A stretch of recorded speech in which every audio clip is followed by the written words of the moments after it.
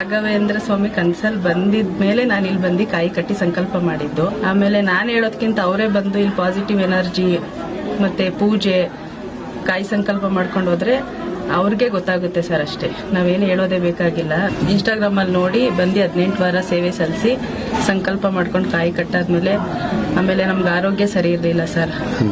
ಅದು ಬೆಟರ್, ಪರವಾಗಿಲ್ಲ, ಎಲ್ಲ ಒಳ್ಳೇದಾಗಿದೆ. ರಾಯರು ನಂಬ್ಕೊಂಡು 100% ಬಂದು ಸೇವೆ ಮಾಡಿದ್ರೆ ಅವ್ರು ಅನ್ಕೊಂಡಿರೋ ಕೆಲಸ ಖಂಡಿತ ಹಾಗೆ ಆಗುತ್ತೆ ಸರ್. ಆರೋಗ್ಯ ಅಂದ್ರೆ ಯಾವ ರೀತಿ ಸರಿ ಹೇಳ್ಬೋದಾ? ಸ್ವಲ್ಪ ಡಿಪ್ರೆಷನ್ ಅಲ್ಲಿದ್ದೆ. ಸೊ ಅದೆಲ್ಲ ಒಂದು 75% ಕ್ಯೂರ್ ಆಗಿದೆ. ಮತ್ತೇನು ಸಮಸ್ಯೆ ಇತ್ತು ಮೇಡಮ್? ಬೇರೆ ಏನಾದರೂ ಸಮಸ್ಯೆ? ಮಾಮೂಲಿ ಫೈನಾನ್ಷಿಯಲ್ ಸಮಸ್ಯೆ ಇತ್ತು.